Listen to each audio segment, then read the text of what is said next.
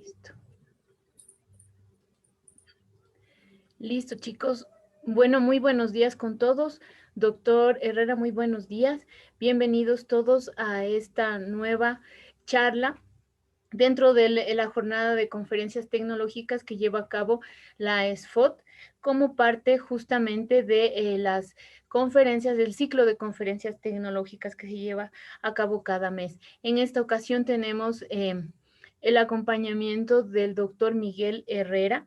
Él es graduado de la Facultad de Ingeniería Ambiental, es doctor en Ingeniería Ambiental de la UNAM. Tiene amplia experiencia en el tratamiento de agua por membranas fotocatalíticas. Es docente en la Universidad IKIAM, investigador principal del proyecto HighWater y gerente en Ecuador del proyecto Erasmus Laboratorio Viviente. Muchísimas gracias por acompañarnos el día de hoy, doctor. Como habíamos mencionado, la conferencia de hoy se trata justamente sobre membranas y tratamiento de agua, fundamentos y tendencias de investigación. La charla, en esta charla se revisarán fundamentalmente pues las bases de los procesos de micro y ultrafiltración de agua superficial, a partir de un resumen dividido o enfocado en dos partes sobre el proyecto HighWater. La primera parte son los cambios en la microestructura de bioincrustación durante ultrafiltración de agua del río Tena, y la segunda parte enfocada en fotocatalizadores basados en oxihalogenuros de bismuto para inactivar sustancias endocrinodisruptores. Doctor Herrera, muchísimas gracias. Bienvenidos todos. Le damos paso, pues, doctor, a su conferencia. Vale, muchas gracias. Es un placer estar aquí con ustedes. Me siento muy honrado por haberme considerado para dar esta conversación. El día de hoy, tal como lo indica el nombre del seminario, esta charla que voy a dar para ustedes, tiene que ver con la filtración de agua. Aunque son procesos, se puede decir, ancestrales, los procesos de filtración de agua. Ancestrales les llamo porque hay indicios de que los mayas y otras culturas prehispánicas ya utilizaban la filtración en arena, en arcillas, para purificar su agua.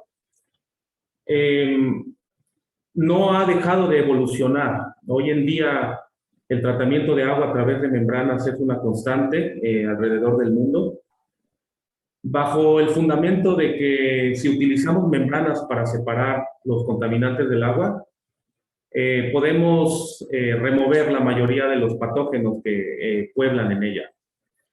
Entonces, el día de hoy vamos a hacer una actualización para aquellos que no conozcan mucho del tema sobre el uso de membranas en el tratamiento de agua. Vamos a tener que comenzar desde los fundamentos, pero voy a aterrizarlo hacia la investigación actual que llevamos a cabo en el consorcio HighWater. Fue un proyecto de investigación que duró 3 años, estamos cerrándolo ahora, y que con la ayuda de 2 universidades europeas queremos desarrollar tecnología. Ya les contaré al final de esta charla de qué se trata. Bueno, vamos a los fundamentos, que es esencial para que lo puedan comprender a mayor profundidad este tema. Casi toda la información que les voy a decir aquí la he sacado de un manual que se llama Manual Twarts de suplemento de agua. Esta presentación que están viendo acá tiene un hipervínculo hacia ese libro que está disponible en internet. Yo lo compré el año pasado y lo tengo en mi estudio, en la casa, y de ahí tomé estas notas. Bueno, ya les decía que la filtración de agua es un proceso viejo, pero a partir de 1960, la compañía Oliver en Japón lanzó una patente para estos sistemas de filtración. La filtración hay que entenderla como la separación a través de una membrana semipermeable.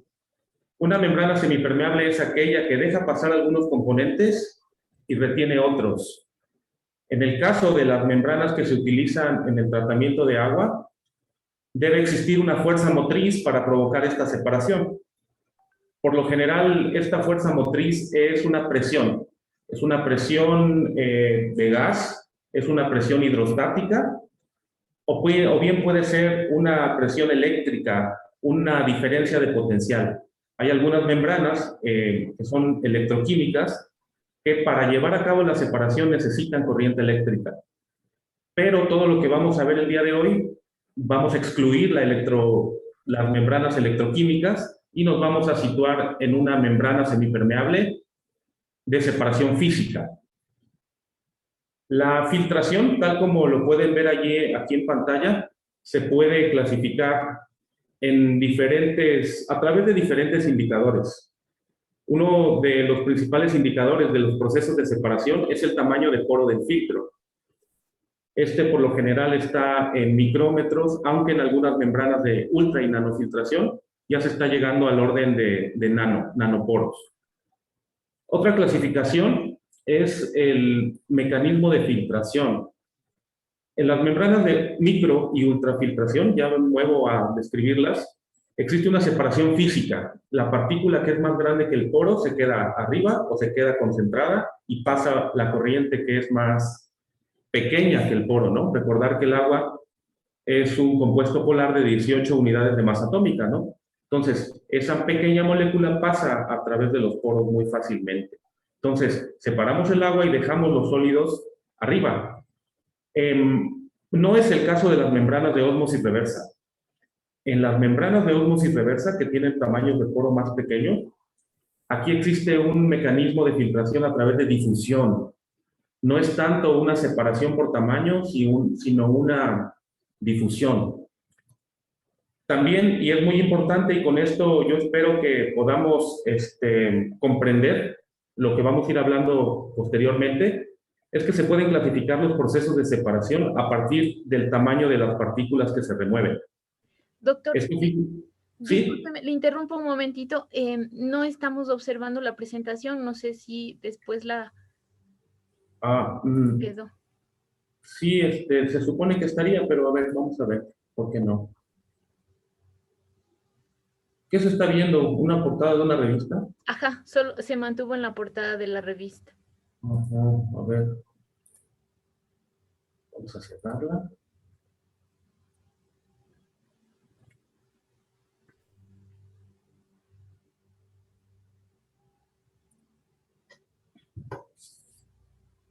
¿Ahora sí? Ahora sí. Vale, lo que les decía antes, aquí está el título de la presentación, el día del 29 de julio, hay un hipervínculo para un libro en la internet que se publicó en el 2017 de la Asociación Internacional del Agua. Estábamos viendo que hay diferentes maneras de clasificar la filtración. Con este gráfico que vemos en pantalla nos va a ayudar a comprender qué se separa a través de las diferentes membranas que les iba nombrando. Entonces, fíjense, este gráfico 9.7 del libro que les estaba promoviendo se debe leer de la siguiente forma. En la parte superior existen compuestos y sales, y en la parte de abajo existen los procesos de filtración que estamos describiendo. En la parte del medio hay una línea que refleja de manera logarítmica los tamaños de partícula que se pueden encontrar y los que se pueden asociar a filtraciones. Fíjese entonces que la filtración por arena puede separar hasta partículas de 10 micrómetros, 10 a la menos 6.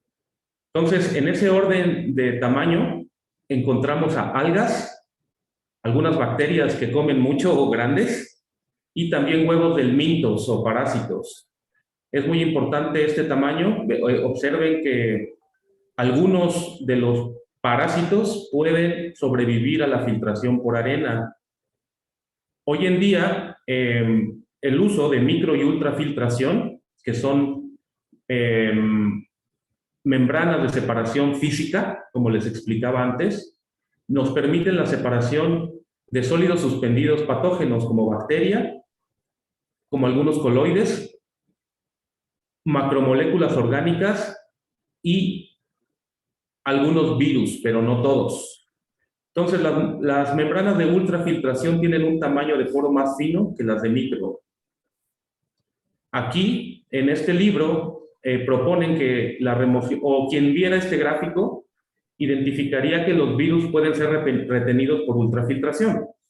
Lo que se ha visto en la práctica es que los virus pasan a través de los filtros de ultrafiltración.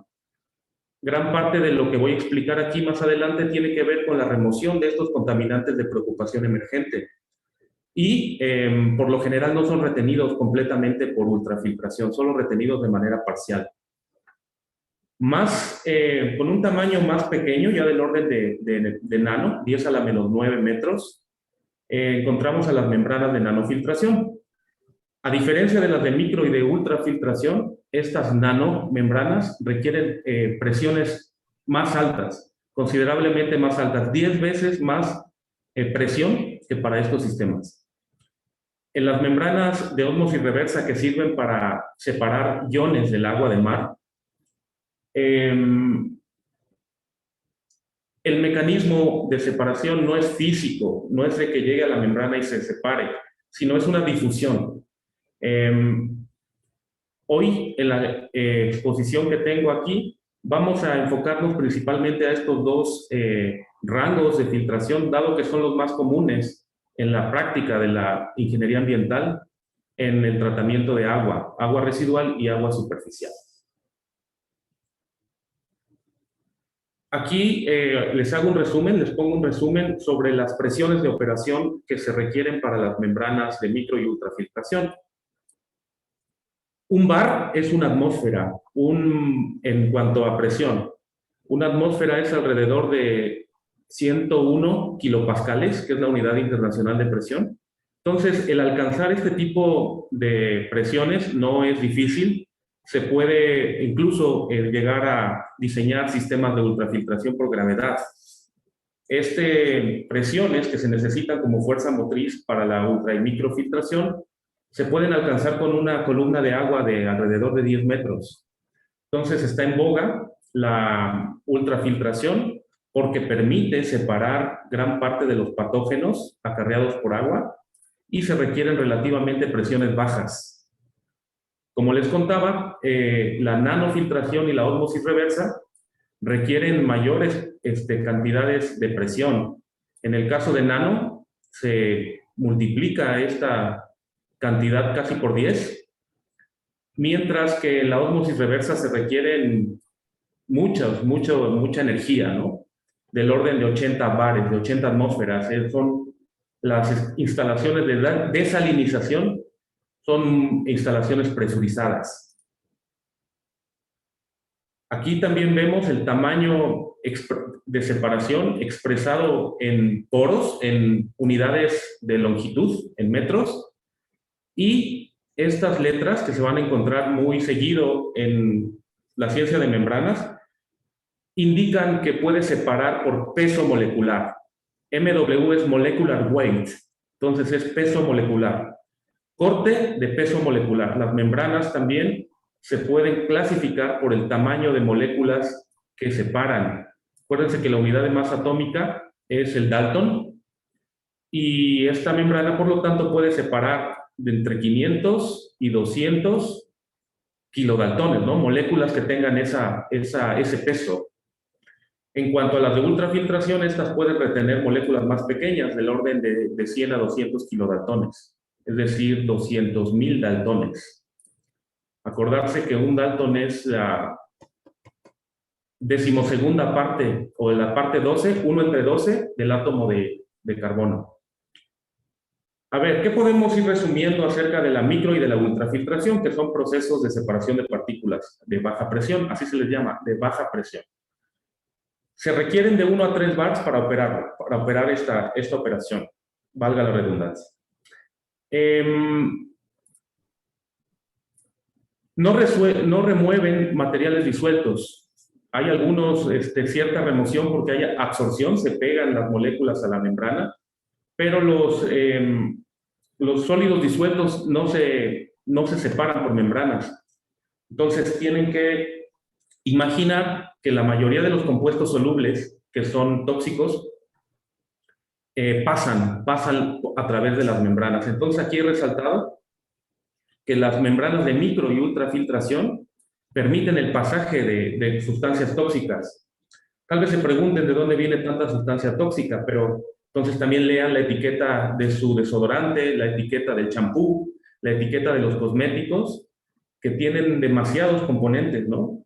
Entonces, esos componentes cuando pasan por el sistema biológico, se solubilizan y salen a través de orina, y la orina llega al agua residual. Entonces, hay muchas sustancias de preocupación emergente derivadas de productos de cuidado personal. Entonces, hay que tratar de usar menos odorono para no dañar la capa de ozono, como diría la vieja canción. Entonces, esto solamente es recordar que hay muchos productos químicos alrededor del mundo, incluso en la Antártida, ¿no? Para remover estas sustancias se requieren utilizar otro tipo de absorbentes, más allá de la filtración. Entonces, aquí se propone, o el autor, Tort, habla acerca de la inserción de carbón activado. PAC y GAG son siglas de carbón activado granular que se utiliza para absorber sustancias. Entonces, a lo largo de la presentación van a ver esto que se llama ítem de investigación. Esto quiere decir que alrededor del mundo es muy activa la investigación en este tipo de procesos, dado que los subproductos de desinfección, los productos derivados de cuidado personal son muy difíciles de remover. Entonces, esto se está investigando alrededor del mundo, cómo removerlos, cómo inactivarlos. Las membranas de micro y ultrafiltración remueven todos los sólidos suspendidos. Si queremos una agua que esté relativamente transparente y que cumpla con la normatividad, es muy común encontrarse este tipo de operaciones. Es preciso recalcar que hay una remoción de huevos del mito.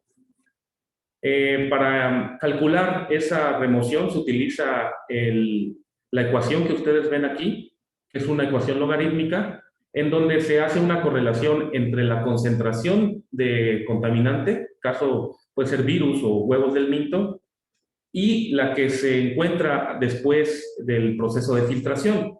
Entonces, por ejemplo, una remoción de 4 LRB significa que haya 99.99 de remoción.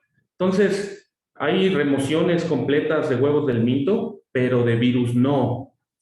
Entonces, eso ahí guárdeselo en la mente, los virus, incluso el coronavirus, pasa a través de los filtros y llega a los sistemas de reutilización de facto, que son cuando se alimenta a los ríos. Entonces, las membranas son muy útiles para remover sólidos suspendidos, pero permiten el paso de virus y permiten el paso de sustancias solubles que son de preocupación emergente. En muchos países, incluido el Ecuador, todavía no se alcanza una legislación que permita establecer los límites permisibles de estos subcontaminantes. Han avanzado en otros países, pero aquí todavía no les importa a las autoridades ambientales. En este caso, las membranas, al irse operando, van agrupando biomasa, se forma una película, un biofouling, se le llama al proceso de desarrollo de biopelícula. Es cuando se desarrolla esa biopelícula al interior del filtro, cuando los virus se pueden pegar. Los virus tienen una carga eléctrica, dado que son proteínas y son ácidos nucleicos. Estos se pueden pegar a una matriz fluida como un biofouling.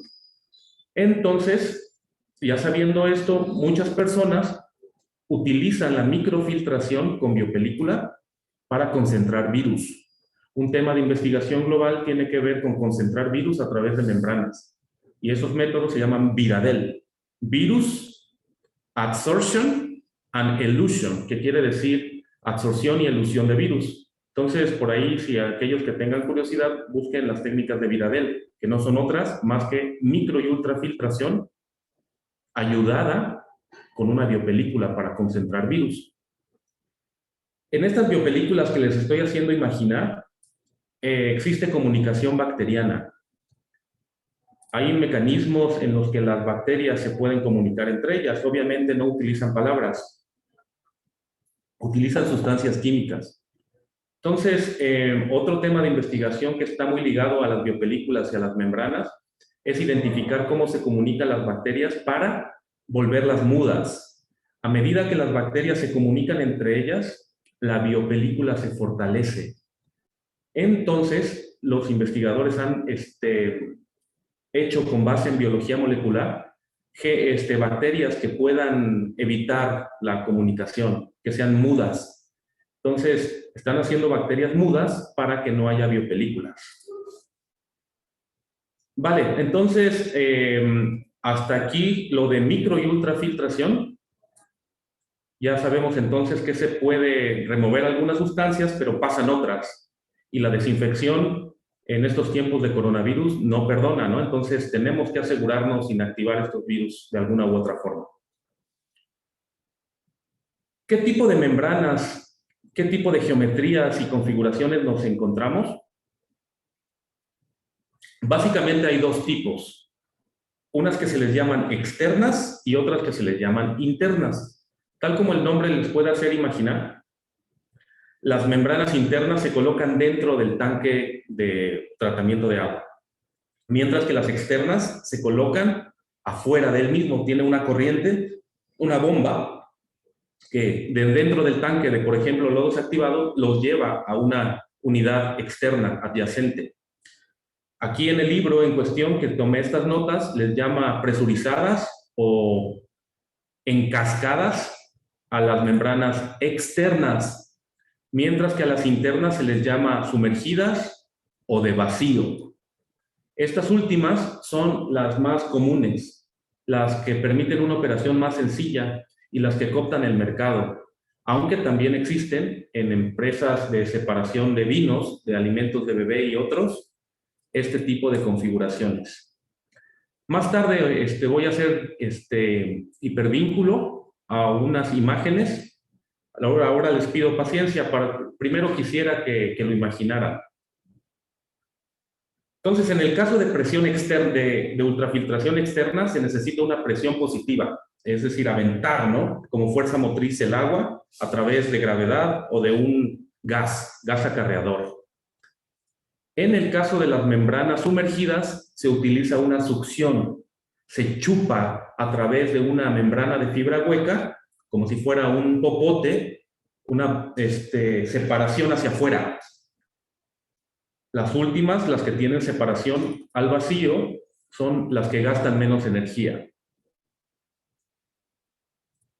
Aunque las membranas poliméricas, es decir, hechas por derivados de polímeros, de plásticos, de hidrocarburos, eran las más comunes, pero en los últimos tiempos la investigación ha ido posesionando a las membranas cerámicas. Una cerámica, desde el punto de vista químico, es un óxido de un metal o un semiconductor. Entonces, las membranas cerámicas, hechas de óxidos de metales, son más durables, son más fáciles de lavar que las poliméricas. Así como también las poliméricas son hidrofóbicas, tienden a acumular mucha biopelícula. Al ser hidrofílicas, las membranas cerámicas, los procesos de formación de biopelículas son más sencillos de remover.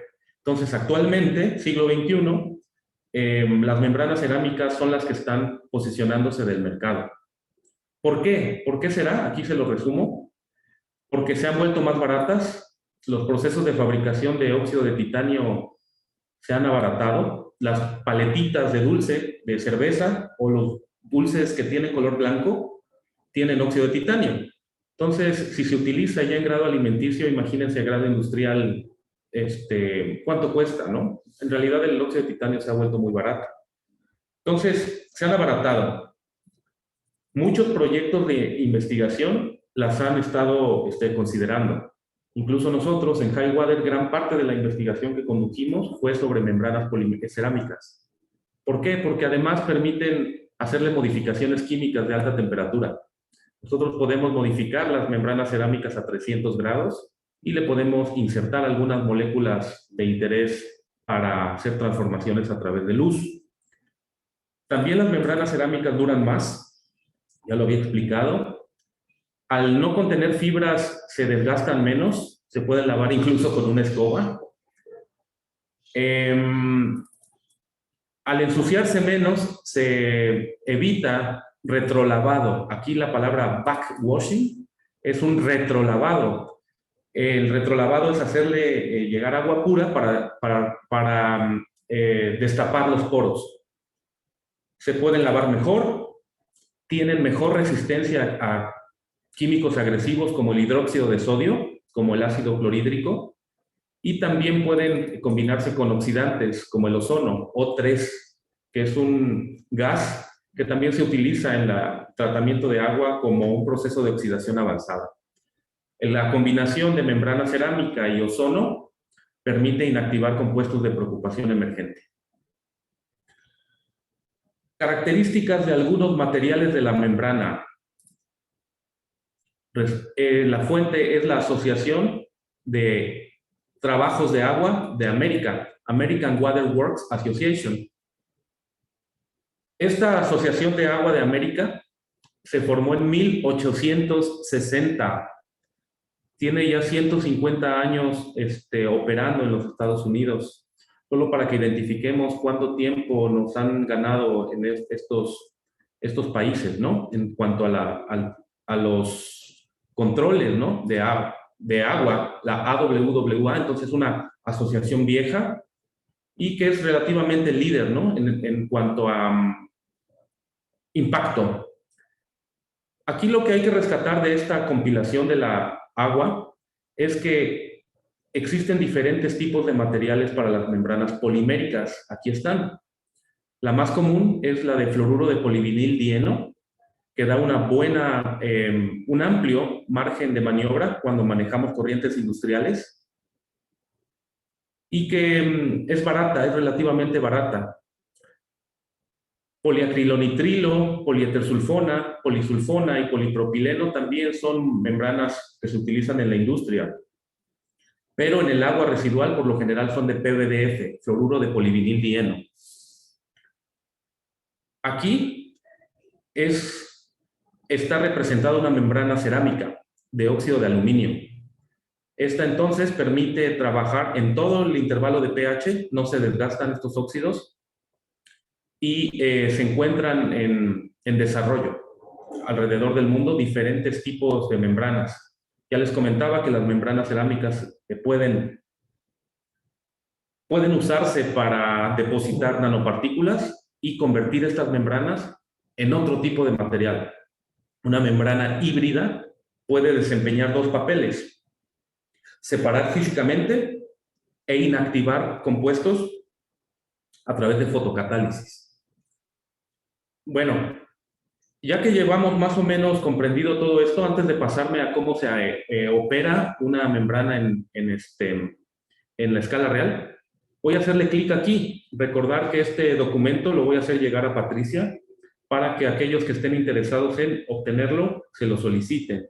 Entonces aquí en este hipervínculo le voy a hacer clic y me va a llevar a una serie de figuras que me va a permitir mostrarles cómo son los sistemas de filtración por estos tiempos.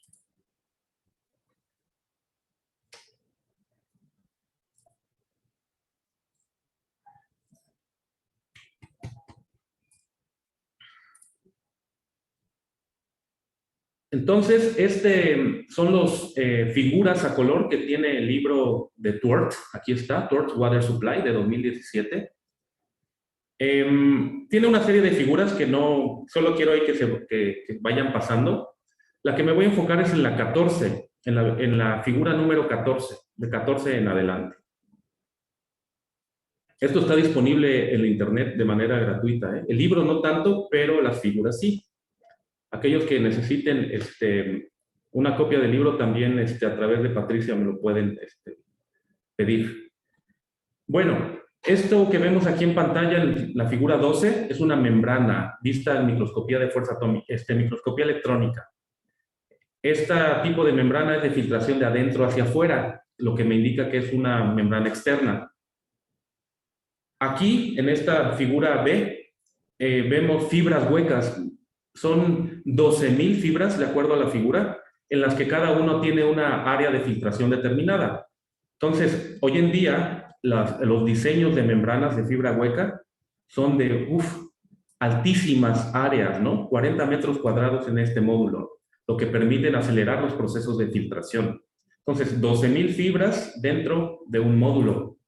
Estos módulos se pueden agrupar en cartuchos y llevarlos a escalas mayores. Entonces, aquí vemos un sistema SIGA de ultrafiltración de los Países Bajos, en los que estas cápsulas están llenas de estos fibras huecas. Entonces, aquí tienen 15,360 metros cuadrados. Entonces, la cantidad de área es increíblemente alta, lo que favorece, ¿no?, los procesos de filtración. Entonces, también es un módulo comercial de Metawater, también holandeses, en donde existen membranas cerámicas dentro de estos módulos. Entonces, se está desarrollando innumerable investigación para volver estos módulos más efectivos y posicionar a las membranas cerámicas.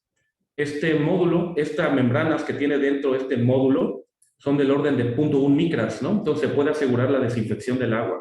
Lo que hay que ir pensando, dado que ustedes son tecnólogos de diferentes áreas, es cómo vencemos la necesidad energética de la filtración. Entonces, váyanle por ahí pensando cómo correlacionar la energía renovable con los procesos de filtración. Es otro de los temas de investigación global que es necesario atender. Aquí hay otro filtro de cerámica. Son muy utilizados en Japón, pero este es hecho en Holanda, en los Países Bajos, perdón. Aquí están las casas que los hacen. Entonces, PWN Technologies ya tiene un mercado y este tipo de unidades de desinfección, así les están llamando, se están asociando con iluminación por LED. Entonces, la combinación de luz por LED y membranas cerámicas está cooptando el mercado en los países avanzados. Aquí también hay otra vista de algunos módulos de ultrafiltración cerámicos. Con esto solo es recordar que las membranas cerámicas se están volviendo actores principales en el tratamiento de agua. Aquí en esta figura nos permite representar, en ingeniería representamos así a las membranas, con estas figuritas que están aquí. Y tenemos un sistema con membrana sumergida y otro con membrana externa. Entonces, cuando vean un diagrama, identifiquen bombeo, controles de flujo y unidades de separación. A escala real, así se ven los módulos de fibra hueca que se utilizan en bioreactores con membrana. Los bioreactores con membrana son una tecnología que combina los lodos activados de tratamiento aerobio con la separación con estos filtros que hace General Electric. Entonces, estos seaweed, hierba de mar, de General Electric, tienen alrededor de 2 metros de alto y vean cómo se pueden sumergir dentro de instalaciones de lodos activados. Entonces, estos módulos ya no son tan caros y se pueden comprar con General Electric, que tiene una matriz en Ontario, Canadá. Pues bueno, si le hacen clic en la presentación que ya le voy a mandar a Patricia después, pueden encontrar este hipervínculo y estas imágenes son gratuitas a través de sciencedirect.com. Entonces, me voy a regresar a la presentación que tengo por acá, ahora que ya respiramos un poco, ¿no? Viendo figuras a color, imaginando Países Bajos, Japón y otros países. Ya veíamos entonces en las imágenes cómo se opera a escala real, ¿no? Ya es una realidad, las membranas, hay cerca de 5,000 instalaciones alrededor del mundo de bioreactores con membrana que tratan agua residual municipal. Aquí en la ciudad de Tena, donde yo vivo, existen 2 bioreactores con membrana. Se gasta mucho dinero operándolos, pero está bien porque purifican el agua. Casi se llevan $30,000 al mes de luz. Bueno, ¿cómo se operan a escala real las instalaciones de ultrafiltración en un país avanzado? Se filtra el 85% del tiempo. Este proceso industrial casi siempre está en operación, pero a veces se detiene para que se lave. Entonces, ese lavado o retrolavado, backwash, se realiza cada hora durante 2 o 3 minutos. Entonces, corrientes de aire son inyectadas a la membrana desde adentro para que ésta se vaya destapando. Una vez a la semana se utilizan soluciones concentradas para un lavado químico le llaman. Hay otras operaciones más intensivas que ya utilizan cócteles de enzimas en pH ácido que se llevan a cabo cada mes y diario a través de sistemas de control con software y sensores. Se identifica si las membranas no han sufrido algún daño. Entonces, en las empresas se utilizan estos tipos de ciclos de 5 componentes que ya van a tener aquí para recordar. ¿Cuánto cuesta, no? ¿Cuánto cuesta operar una planta que opere con micro y ultrafiltración? Tengo 2 opciones, una que es un trabajo de 2005 y otra de 2014. En el primer caso, encontraron que alrededor de $40 costaba este tratamiento para 1,000 metros cúbicos, es decir, 1,000,000 de litros de agua cuesta $39.8 en ese año en los Estados Unidos. 32% de esa cantidad está relacionada con el sueldo, ¿no?, de los operarios. El 30%, y es ahí donde los quiero hacer pensar, en las energías renovables, se consume en energía. La energía se utiliza para airear, para inyectar aire, para operar las membranas, para operar las bombas. Aquí vemos los otros componentes que son los productos químicos de limpieza, algunos repuestos, etcétera, ¿no? En otro trabajo de Witcher y colaboradores, encuentran que 1,000,000 de litros de agua cuesta $195 ser tratado a través de bioreactores con membrana. Es algo de dinero y sobre todo va relacionado con el poder eléctrico. Si logramos conjuntar las energías renovables con los procesos de filtración de agua, estaríamos encontrando una buena solución que contamine menos. Fíjense por qué sería importante relacionar las energías renovables con estos procesos. En México, por ejemplo, producir electricidad, el 80% de la electricidad se produce a través de gas natural y de quema de petróleo, ¿no? En otros países como Ecuador y Colombia hay mucho poder, hidropoder, ¿no? Pero el uso de energía en otros países va relacionado con los hidrocarburos. Entonces, si consumimos más electricidad, consumimos más hidrocarburos. Entonces, la cantidad de gases con efecto invernadero y sobre todo CO2 se incrementa exponencialmente. Entonces, si se dan cuenta, casi el 40% de la operación de una de estas plantas está relacionada con electricidad. Si logramos, insisto, en correlacionar las energías renovables con la producción de energía en sitio, en una planta de tratamiento, estaríamos haciendo una buena labor.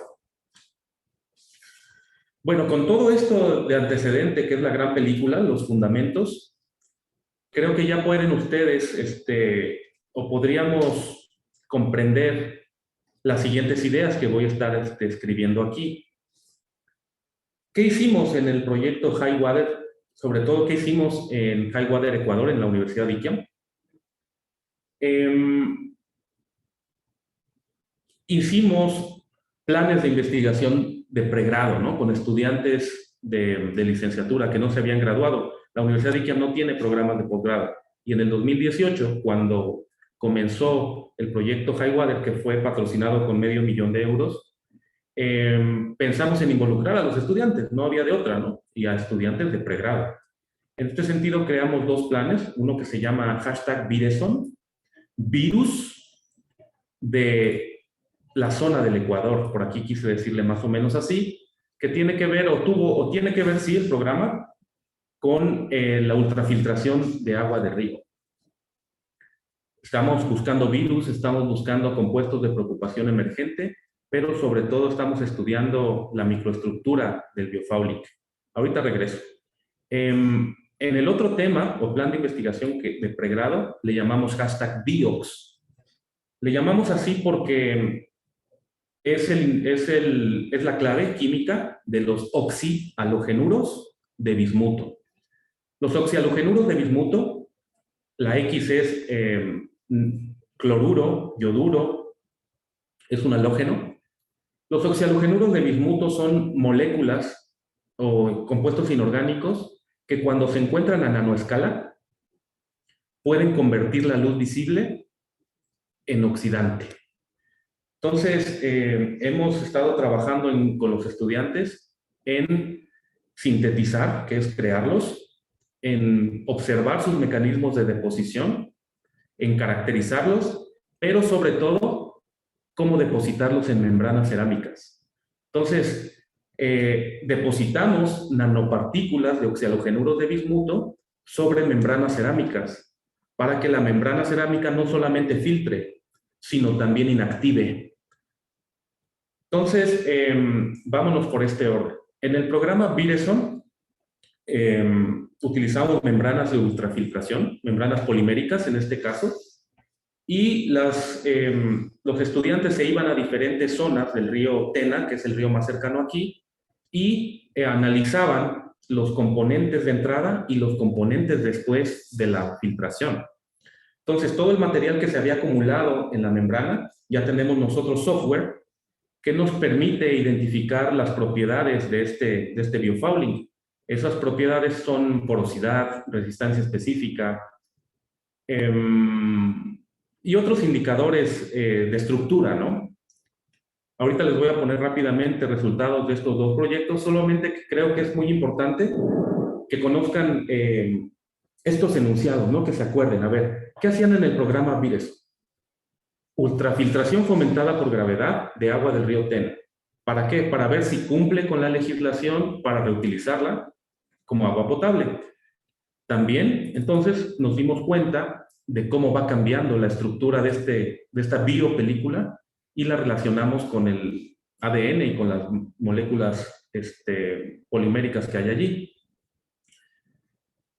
La biomineralización es la formación de carbonato de calcio en una matriz extracelular.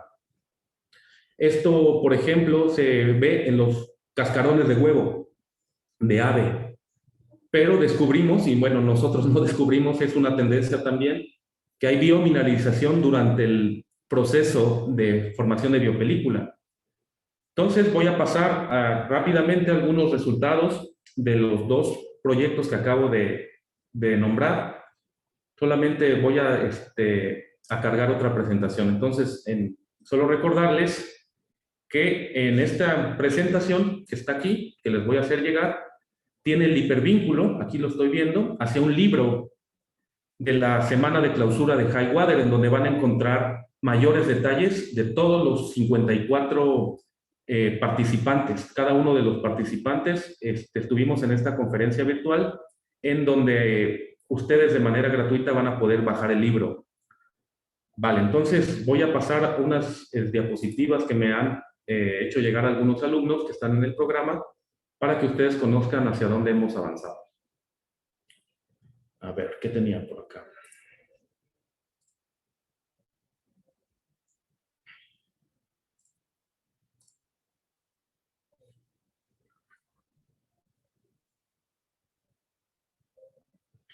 Permítame un segundo.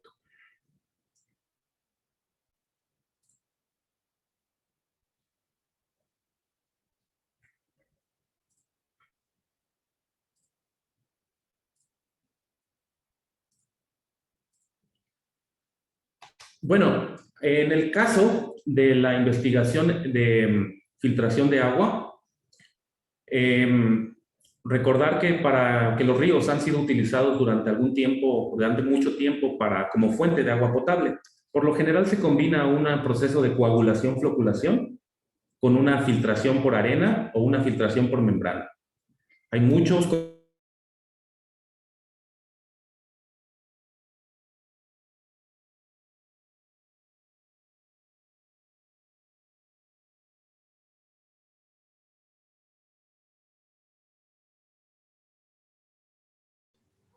Chicos, ¿me escuchan? Parece que ocurrió algo con la conectividad de Miguel. ¿Me escuchan ustedes ahora?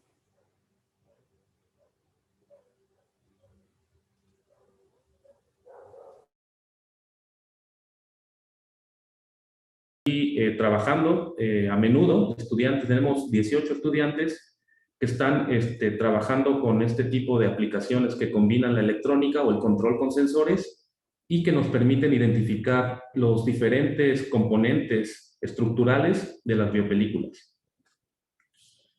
Aquí está en pantalla la técnica que utilizamos para aislar el ADN asociado a la biopelícula. Y solo por contarles, a partir de este ADN, que lo cuantificamos, pudimos llegar a hacer estimaciones de cuántas bacterias estaban viviendo ahí en el biofouling, cuánto volumen ocupan, cuánto es el componente de biovolumen del volumen completo del biofouling. Entonces, a través de estos sistemas de computadora, también podemos ir identificando las condiciones de filtración, llámese flujo, que es en litros por metro cuadrado por hora, que es un indicador de la salud del proceso de filtración. A medida que va disminuyendo el flujo, se va formando una biopelícula más robusta.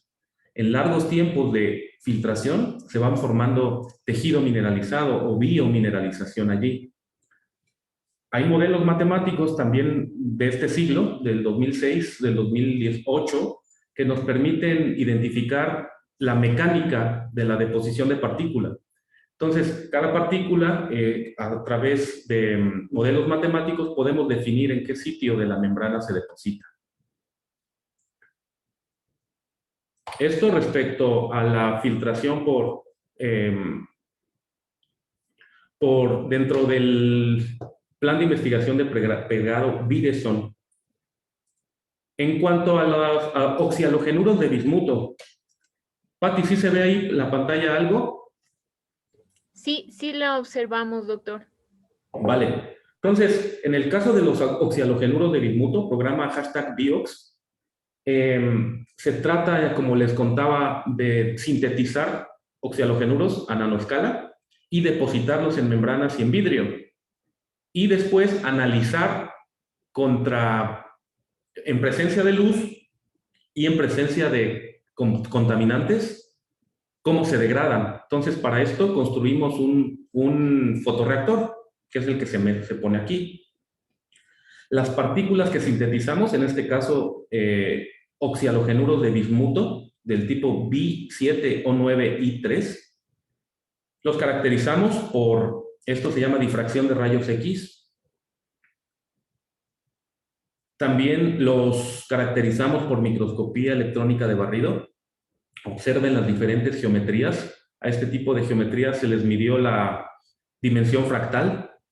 Es muy difícil con geometría euclidiana definir la superficie de estos agregados. Es por eso que utilizamos acercamientos de dimensión fractal. Son curvas de degradación de rodamina, que la rodamina es un compuesto endocrino disruptor. Existe cierta remoción de estos contaminantes en función del tiempo con nuestros fotocatalizadores. Recordar que estamos utilizando lámparas de luz visible que son LED, que son baratas. Entonces también aquí vemos curvas de inactivación, se pierde la concentración en función del tiempo, de bisfenol A, que es un plastificante.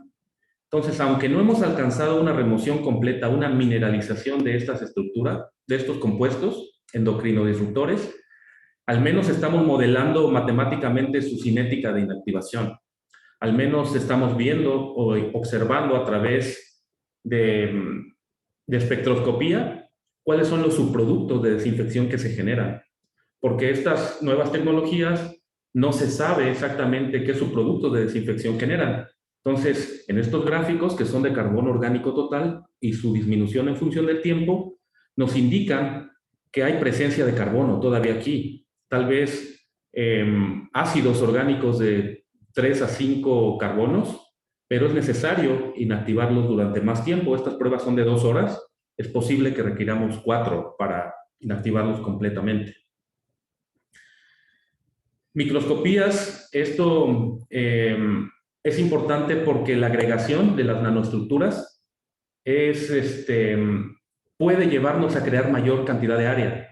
En cuanto mayor sea la dimensión fractal, entre más cercana a 2 sea, más área para llevar a cabo la fotocatálisis es alcanzada. Entonces, también hemos utilizado técnicas de deposición físico-química, capa por capa, layer by layer por sus siglas en inglés. Hemos logrado entonces depositar este tipo de nanoestructuras en membranas y les hemos medido la dimensión fractal. Entonces, aunque encontramos aquí dimensiones fractales de 1.7 que corresponden a agregación limitada por difusión, estamos buscando la manera de incrementar estas dimensiones haciendo que el mecanismo de agregación sea definido por reacción y no por difusión. ¿Por qué? Porque cuando hay un mecanismo de agregación definido por reacción, se alcanzan dimensiones fractales de 2.1. Entonces, hasta allí resumen de lo que estamos haciendo por acá nosotros en Highwater, y dejo algunos minutos más por si alguien tiene una cuestión o alguna pregunta que nos quiera hacer. Chicos, ¿alguna pregunta? Por favor, en el chat podemos colocarla. Julio, o lo quiere... Julio, por favor, se puede dirigir también al doctor, no hay ningún problema, ¿verdad? Doctor, muy buenos días, ingenieros, muy buenos días, compañeros. Bueno, me quedo impresionado con el estudio que están realizando en IKIAN. Parece un estudio norteamericano de primer mundo, ¿no? Según lo que nos acaba de mencionar doctor Herrera. Bueno, yo sí tengo algunas preguntas, me interesó mucho. Bueno, en las primeras diapositivas, en las primeras, en los primeros, qué sé yo, diapositivas que nos envió sobre el mantenimiento, ¿de cuánto depende la carga para lo que son los biofiltros de tanto cerámicos como, perdón, las membranas cerámicas como las poliméricas? Nos habló solo sistemáticamente de un mantenimiento que se le realiza por 5 fases, ¿no? Pero en realidad, si se gasta bastante, como nos estaba comentando, en estas 5 fases se gasta todo el mantenimiento, todo el dinero que nos habían comentado en el TENA, o el mantenimiento tiene algo que ver también, qué sé yo, con el personal que usted utiliza, con el lavado, si el lavado es diario, dependiendo también de la carga que se tenga del agua, ¿no? El lavado es diario, cada 6 horas, una vez al mes. ¿Depende esto tanto en la membrana polimérica como en la cerámica? ¿O cambia esto? Bueno, el 85% del tiempo está operando la membrana. Cada hora se para un poco el sistema o se reemplaza para que se lave afuera. Por lo regular hay un lavado intensivo, diario, y también una necesaria verificación de la estructura de la membrana. Entonces, quedémonos con la idea de que casi el 90% del tiempo está operando la membrana, y dentro de ese tiempo restante se realizan operaciones de mantenimiento, de retrolavado y de verificación de la integridad. Los datos que yo puse allí corresponden a operación de membranas poliméricas, y los resultados que daban ahí de costos de operación, tanto el texto del 2005 como el del 2014, fueron evaluados con membranas poliméricas. Es muy limitado todavía la información que tenemos acerca de la operación a escala real en costos de membranas cerámicas, pero lo que sí es cierto es de que se lavan menos, se ensucian menos y que se pueden modificar químicamente. Entonces, en respecto al dato que les di de aquí del TENA, que alrededor de $30,000 se gastan en electricidad, es de las dos plantas y solamente en poder eléctrico.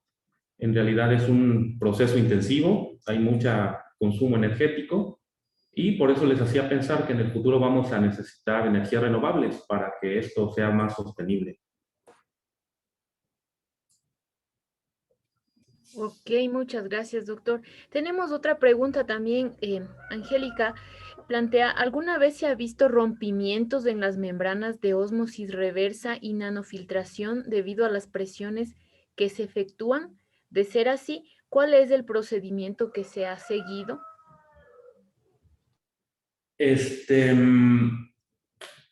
Cuando falla una membrana en la industria, se tienen medidas de contención y no hay explosiones o no hay más que una fuga. Hay mucho control en esas plantas de desalinización. Son las plantas de desalinización las que ocupan más membranas de ósmosis reversa y presiones impresionantes, ¿no? Pero yo al menos nunca he visto un caso a nivel laboratorio, solo he visto a nivel de laboratorio que se rompa una membrana. En ese caso solo hay que limpiar el desastre. Si es agua residual, pues trae bichos y se hace una fuga. Pero en la escala real, los ingenieros ya han mejorado todo esto. Por si hay una falla, el sistema electrónico la detecta y aísla el bloque, el módulo, y lo separa del proceso, ¿no? Debe mencionarse que estas plantas de tratamiento con bioreactores con membrana siempre están asociadas a un software del tipo SCADA, que SCADA son siglas de un software de automatización y control. Entonces, cuando falla o se rompe una membrana en una instalación a escala real, se opera un protocolo automatizado para que se aísle ese módulo. Ok, y a propósito del tema de mantenimiento, el involucrar también el sistema SCADA para la operación, me surgió una pregunta, la capacitación del personal para que haga el tipo de mantenimiento en este tipo de membranas, eh, ¿lo hace quien provee las membranas, por ejemplo, o no es difícil, digamos, o sea, personal ecuatoriano, digamos, nuestro personal o allá en el TENA, es gente de nuestro país que se capacitó previamente o cómo es el tema para justamente el soporte de la operación y el mantenimiento de este tipo de procesos? Em, Miren, si uno sabe leer y sabe seguir recomendaciones o directrices, cualquier persona que termine el bachillerato podría operar estos sistemas. No estamos diciendo que ellos diseñen el SCADA o que ellos diseñen la membrana, que ahí ya es otro tema, sino la operación de estos sistemas se ha vuelto industrial, o sea, básica. Se capacita al personal, obviamente, pero a través de manuales. Por ejemplo, para insertar un módulo, qué tipo de abrazaderas ponerle, porque todas las mediciones son automatizadas. En el caso de aquí del TENA, yo debo decir que me he mantenido al margen de la operación de la planta de MBR. Sería muy audaz, ¿no? Que un profesor se metiera ahí. No me quise meter en problemas, en realidad la conozco solo como ciudadano, pero puedo intuir que han ido aprendiendo solos los muchachos, ¿no? No había una carrera de ciencias del agua hasta hace 4 o 5 años en la región. Entonces aquí en ICAM estamos formando a los primeros científicos de agua que potencialmente podrían operar esas plantas o diseñarlas o modificarlas. Pero por lo que veo y puedo imaginar es que han ido aprendiendo con ensayo y error y que pues por lo menos funciona, ¿no? No les he medido la calidad microbiológica, no es mi papel, pero sí es necesario una capacitación, sí es necesario que sepamos cierto nivel de detalle de ingeniería, pero también las computadoras nos ayudan mucho a controlar los fenómenos de filtración. Ok, doctor. tenemos otra pregunta de parte de Julio también, dice, ¿hay membranas cerámicas para tratamiento de lixiviados? Déjenme pensar. Lixiviado entonces tiene un pH ácido, tiene muchos componentes orgánicos y es corrosivo, ¿no? Entonces, cualquier membrana cerámica puede aguantar esa corriente. Si es una membrana de óxido de aluminio o de óxido de titanio, puede utilizarse para el tratamiento de lixiviados. Hay una compañera aquí en IKEA que se llama la ingeniera Andrea Salgado, que tiene un proyecto de tratamiento de lixiviados. Ya nosotros estamos en vías de tratar ese lixiviado con un proceso combinado de biodisco con filtración por membranas, pero todavía no hacemos esos experimentos. Pero la respuesta es sí, sí se puede. Ok. Otra pregunta también tenemos. ¿Qué parámetros importantes hasta el momento analiza el software en el proyecto Vireson? Sí, la microplanta que tenemos instalada, bueno, tenemos dos. Mide volumen de permeado a través de una balanza electrónica, mide flujo en litros por metro cuadrado por hora y mide presión transmembrana.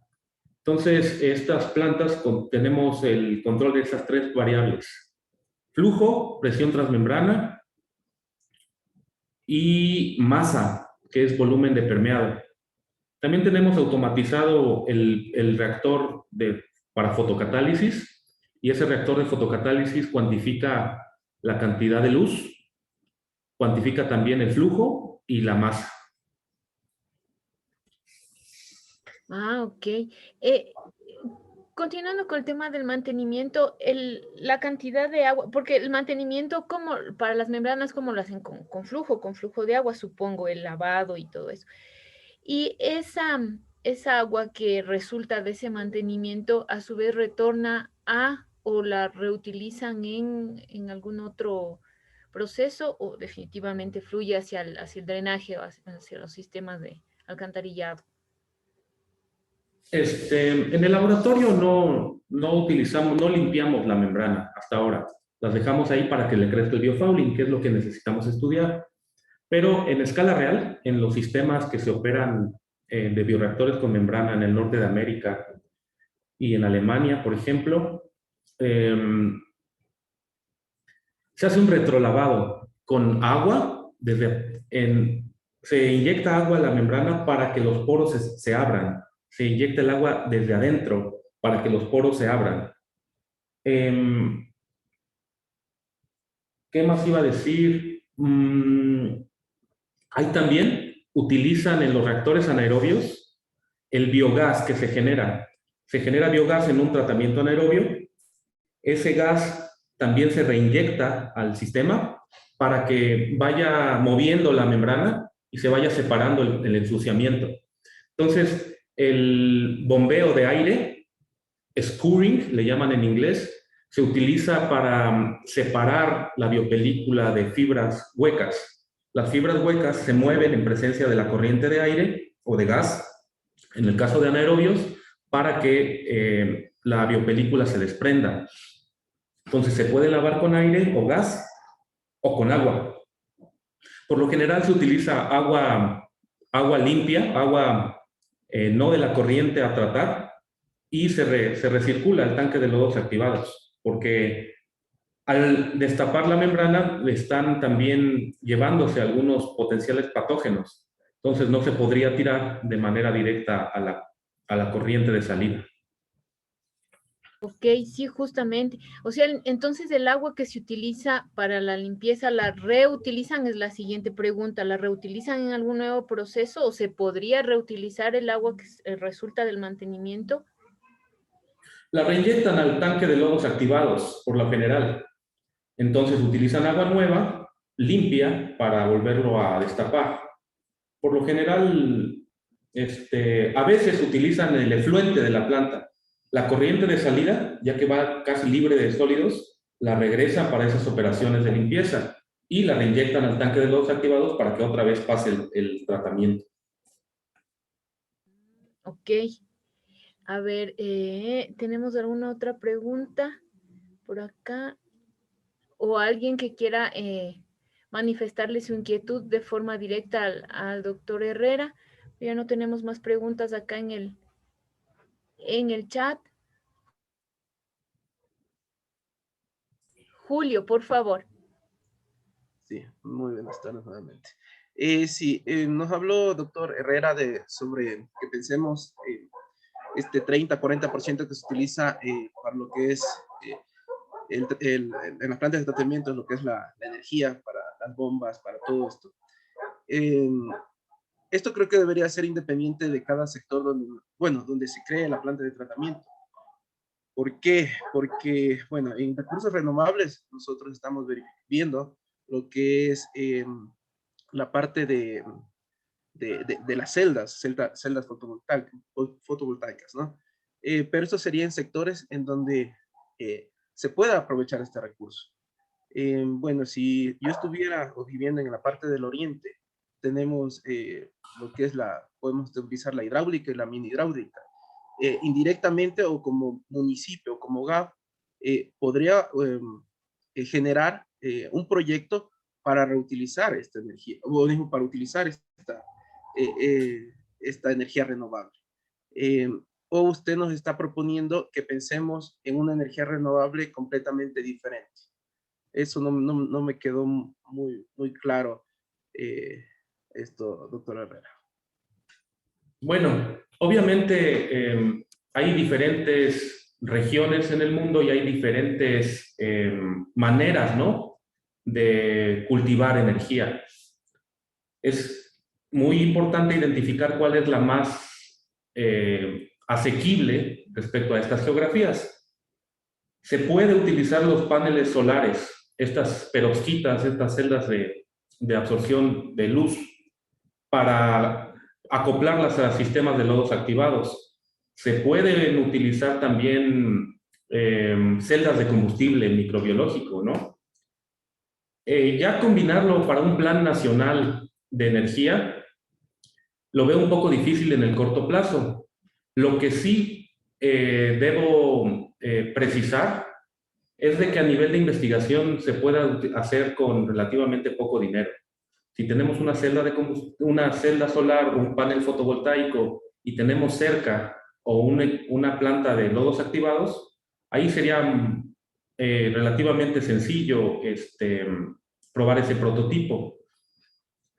Lo cierto es de que no estamos en Massachusetts o no estamos en Londres y que a veces crear la estructura que imaginas de decirle al gas que nos ayude para hacer una planta, para volver sostenible la planta de purificación de agua, creo que deberíamos esperar un poco, ¿no?, a que esa innovación de cuarta generación, que incluya al gobierno y a todos los actores, se pueda llevar a cabo. Sería fabuloso, ¿no?, tener una planta en cualquier lugar del Ecuador que estuviera operando con consumo energético igual a cero.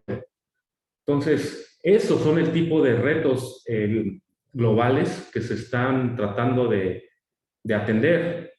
Yo no estoy relacionado con lo de la energía, por eso es que no me he clavado en eso, pero, por ejemplo, compañeros del Ecuador, el Ecuador subestima su producción de energía geotérmica. Entonces, si ponemos por allí una energía geotérmica y la combinamos con una planta de purificación de agua, es allí donde podríamos tener algunas innovaciones, ¿no? Entonces, ahí les pongo que Ecuador es un país que potencialmente podría utilizar mejor su energía geotérmica y producir electricidad a partir de ella.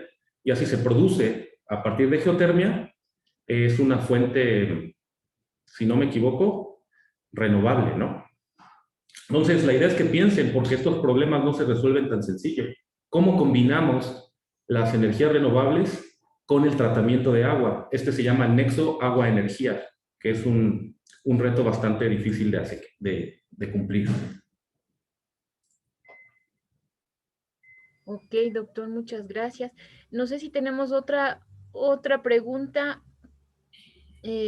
Bueno, Magali no sé si quiere mencionar usted la inquietud, porque dice, bueno, pero según la normativa, ¿para qué se puede utilizar o reutilizar el agua que resulta de las membranas?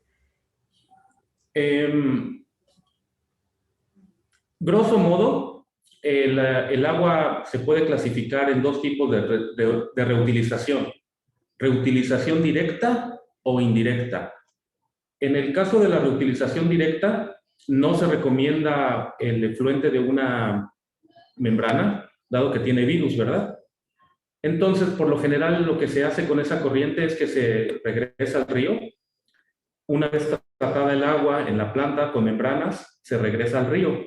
Y kilómetros abajo, se supone que ya se ha descontaminado un poco y se puede utilizar para, bueno, en México lo utilizan para campos de golf, para regarlos, ¿no? Para crear lagos artificiales, para hacer cemento, para producir energía también, ¿no? Hay plantas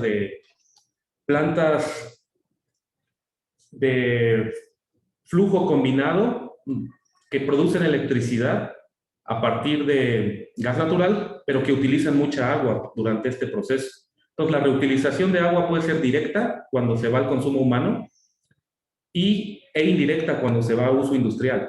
El agua que sale de un proceso de filtración, de micro o de ultrafiltración, no tiene ninguna restricción para su uso en actividades industriales. Ok, muchísimas gracias, doctor. ¿Tienen más preguntas, chicos? ¿Hay más preguntas que la puedan colocar en el chat o exponerlas directamente?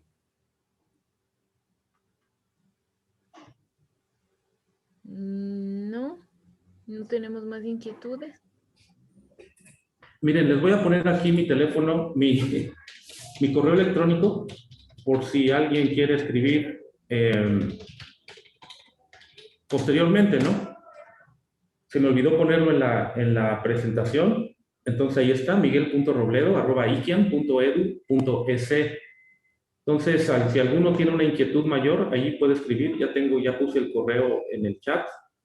Y le voy a enviar, ahora que termine esta charla, la presentación a Patricia para que ella se la haga llegar a todos los que estén interesados.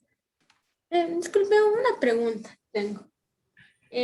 Por ejemplo, no sé ustedes cómo hacen ese control de las biopelículas, es decir, de esa capa que se va generándose en las membranas, debido a que esto genera obstrucciones y disminuye el rendimiento de las membranas. Entonces, ¿cómo se controla? Porque al final, esta es una de las cosas que es un gran desafío en realidad, esto de, o sea, ¿cómo lo tratan ustedes para al menos controlar un poco? Bueno, nuestro objetivo es estudiar la biopelícula, estudiar cómo se desarrolla. Entonces, no tenemos ninguna medida de contingencia, de contención de la película. Nuestro afán es dejar que se vaya generando. Los muchachos y muchachas que estudian en el programa Vireson desarrollan la biopelícula, no nos interesa removerla. Queremos saber cómo va cambiando su microestructura, dónde se depositan las partículas, para que hagamos recomendaciones cuando el proceso se escale. Entonces, aunque hay medidas, hay otras investigaciones que tratan de controlar el taponamiento o biofouling. En nuestra investigación particular no nos interesa. Solo queremos saber los mecanismos bióticos y abióticos que controlan la estructura de esta película. ¿Para qué? Para que encontremos la manera de curarla, ¿no? Posteriormente.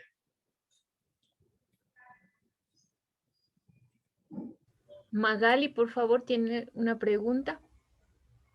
Sí, buenas tardes, ingeniero. Buenas tardes, doctor.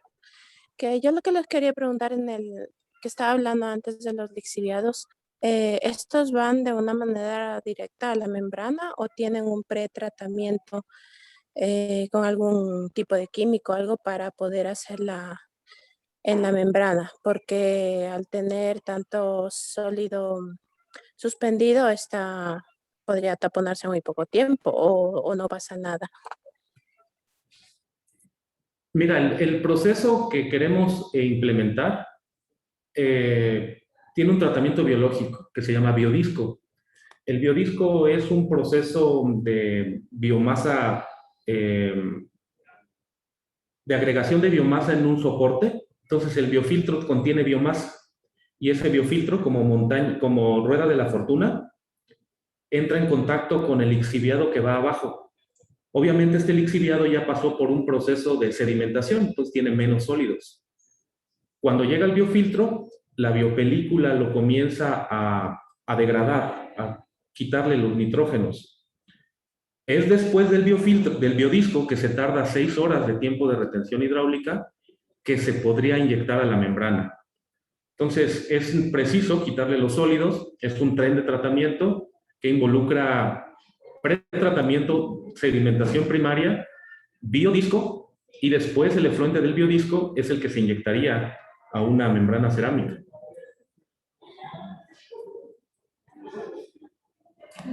Ok. ¿Alguien más, chicos? ¿Puede preguntarle directamente al doctor? Y yo la última pregunta, Claro, Juan, no se preocupe. doctor Herrera. En el proyecto de BIOX que nos habló, usted nos comentó que se removieron, usted me dijo que se removieron o están en proceso de remover agentes importantes. Mejor dicho, ¿se removió o se tuvo algún agente importante que pudo haberse sido removido con este proyecto o qué se pretende a futuro? Porque lo escuché es que es un poco más complejo sobre lo que están trabajando. Entonces, a futuro, con la investigación que ustedes están haciendo, ¿a qué quieren llegar y qué tanto tiempo duraría este proceso? ¿No? Gracias.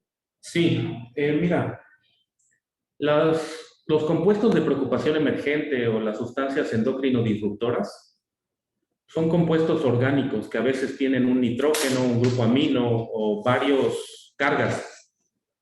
Estas moléculas son muy difíciles de inactivar con un proceso convencional. Entonces, lo que nosotros estamos investigando en BIOX es cómo desarrollar membranas que los puedan inactivar. De tal forma que, como es un compuesto nuevo, tenemos que primero caracterizar la estructura, identificar el mecanismo de reacción, identificar qué superficie es más adecuada para remover estas sustancias. De hecho, yo estoy utilizando la palabra remover como la que tú usaste, pero lo que estamos haciendo en realidad en este tipo de procesos es desaparecerlos. Quisiéramos llegar en el corto plazo a desaparecer esos compuestos con este tipo de membranas. Esta corriente con compuestos tóxicos en contacto con una membrana con fotocatalizador y luz visible se pueden convertir en dióxido de carbono y agua. Entonces, hacia esa ruta vamos a desarrollar membranas cerámicas que además tengan una capa, una película de compuestos a nanoescala que permitan mineralizar completamente, es decir, desaparecer a estas sustancias de preocupación emergente.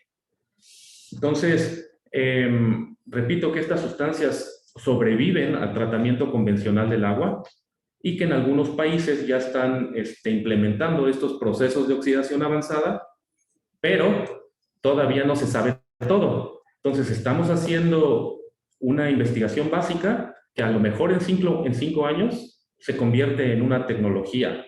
Entonces, vamos siguiendo la ruta de desarrollo tecnológico normal, la que dicen los manuales, de escala laboratorio, escala piloto, escala prototipo y luego escala real. Por ahora estamos midiendo las propiedades ópticas, midiendo la eficiencia y los mecanismos de reacción y las cinéticas de estas moléculas que, repito, son nuevas y necesitan caracterizarse a mayor detalle. Y sobre todo la toxicidad.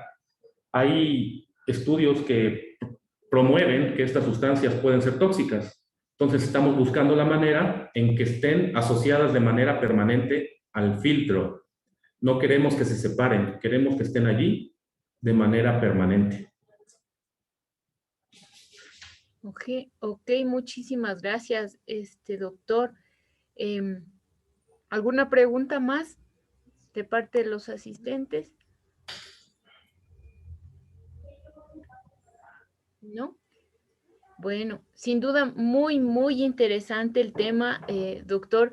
Muchísimas gracias una vez más por ayudarnos a difundir también a través de nuestros estudiantes el conocimiento y sobre todo lo que ustedes están realizando allá, ¿no? Sabemos que la Politécnica Nacional e IQUIAM son las dos universidades del Ecuador que justamente tienen este tipo de formación para nuestros estudiantes, ¿no? En agua y saneamiento ambiental y ustedes también justamente en la parte de agua y saneamiento allá. Así que muchísimas gracias su colaboración durante todas las jornadas que hemos venido llevando a cabo. La gran mayoría han sido participantes de IQUIA. Muchísimas gracias una vez más. Chicos, no se olviden por favor de responder a la encuesta. El link está en el chat también para que ustedes por favor respondan sobre el evento que se llevó a cabo el día de hoy, nuestro expositor y los temas que ustedes puedan plantearlos como su interés también para futuras conferencias o charlas.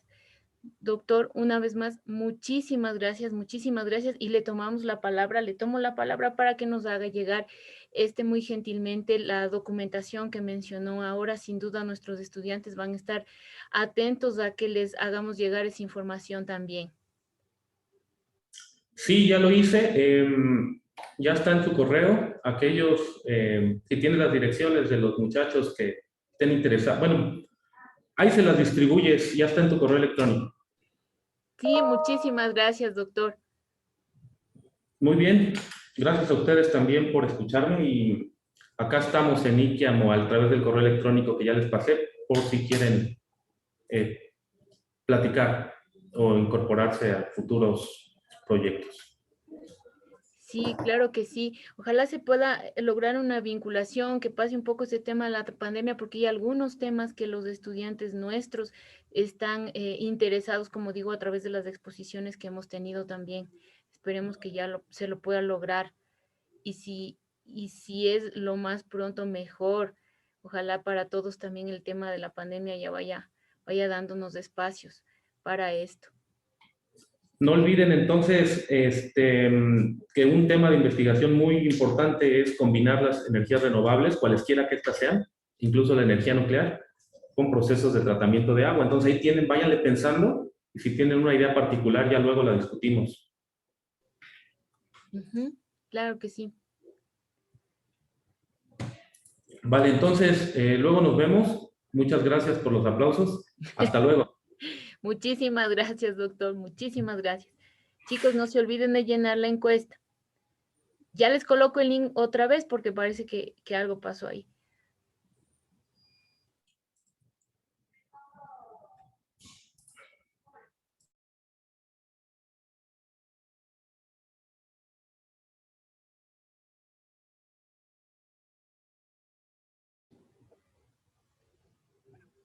Coloqué el enlace o sí, pues el enlace más largo, a ver si ese funciona, chicos, porque coloqué el enlace corto y parece que algo ocurrió. No se olviden de llenar la encuesta, es muy importante para quienes organizamos las conferencias, por favor.